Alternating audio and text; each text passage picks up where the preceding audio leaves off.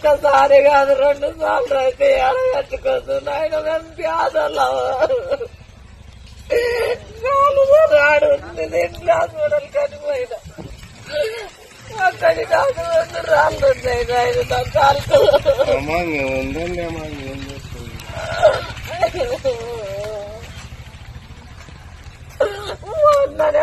శనివారం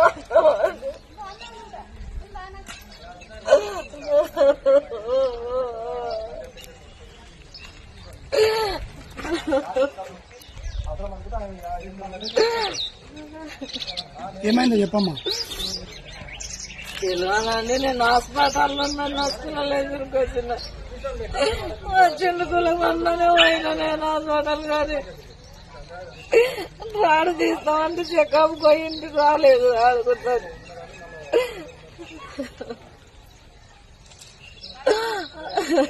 పోయి వచ్చే వరకు ఏం పేరమ్మా నీ పేరు?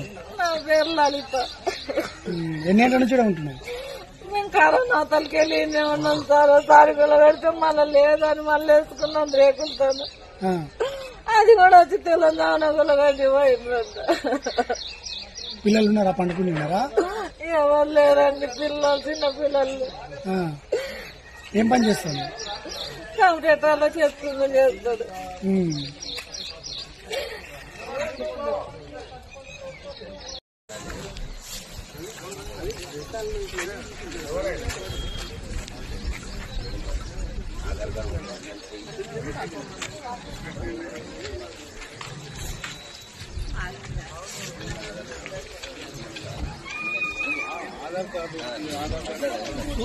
చూసుకోవాలి. ఆధార్ కార్డు కొట్టాలి.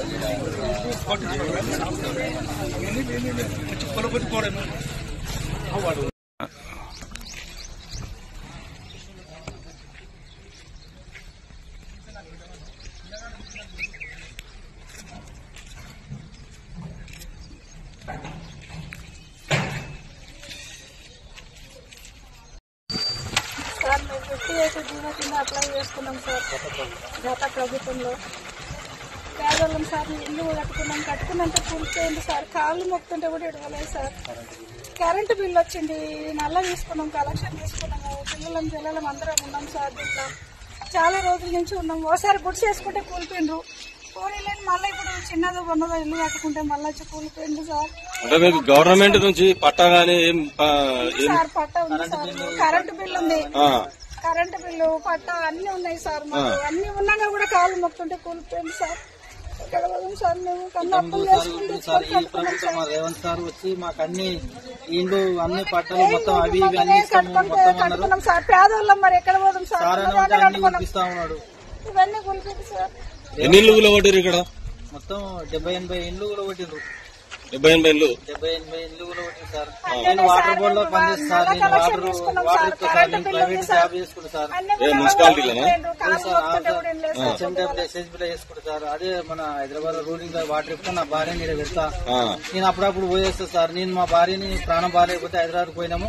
రాత్రి 2 గంటలకు వచ్చి కూలిపోయింది సార్. నా బైక్ కూలిపోయింది. నావన్నీ నా మంచాలు, నా సామాన్, నా సిలిండరు అవన్నీ నాశనం అయింది సార్. మాకేం లేదు సార్. మాకు చెక్ చేసుకోమని సార్. మాకేం ఆధారం లేదు. వీరికి 2 సార్లే సార్. 2 సార్ల నుంచి పోలీస్ స్టేషన్ లో కూడా మా పేరు రాపించారు సార్. అప్పుడు కూడా 2వ ఇంక్వైరీ 3 సార్లు ఎంక్వైరీ చేశారు సార్. పోలీస్ స్టేషన్ కూడా అమ్మ ఈడి వరకే కట్టుకుని ఇంతవరకు కట్టుకోండి, మళ్ళీ ఎక్స్ట్రా కట్టుకోదంటే ఉన్నంతల్ని కట్టుకొని ఉన్నాం సార్. ఉన్నప్పుడు మాకు సార్ 60 గజాలు సార్. 60 గజాలు ఇచ్చింది సార్. అప్పట్లో అదే కట్టుకున్నాం సార్. మాకు ఏం లేవు సార్. 2-3 లేవు, ఏం లేవు సార్. ఒకసారి గుడిసె కూలిపోయింది సార్. గుడిసె కూలిపోయినాక మళ్ళా 7 వరకు కట్టుకోండి అమ్మా ఏం కాదంటే ఉన్న 60 గజాల కడి కట్టుకున్నాము. నల్ల కలెక్షన్ తీసుకున్నాము. కరెంటు బిల్లు ఉంది, అన్ని ఉన్నాయి. రాత్రి చెప్పకుండా వచ్చి కులుపుతూనే ఉంటారు సార్. కాళ్ళ ఏళ్ళ మొక్కుతుంటే కూడా ఎదుగుతలేదు సార్. అట్టే కులుపుతుంది. పానాలు బాగాలేక కట్టుకున్నాం సార్. బైక్ 60-70 వేల బైక్ నాశనమైంది సార్. బైక్ మొత్తం బైక్ ఉన్నాక కూడా అట్లే పీకేసింది సార్. లోపల నా వంట సామాన్లు ఉన్నాయి సార్. అన్ని ఉన్నాయి, మొత్తం ఇచ్చేసింది సార్. గవర్నమెంట్ తెలుసుకొని మాకు ఏదైనా ఆధారం సార్ మేము పక్షులేన్నాం సార్. నోటీసులు ఇట్లా ఇచ్చిరా?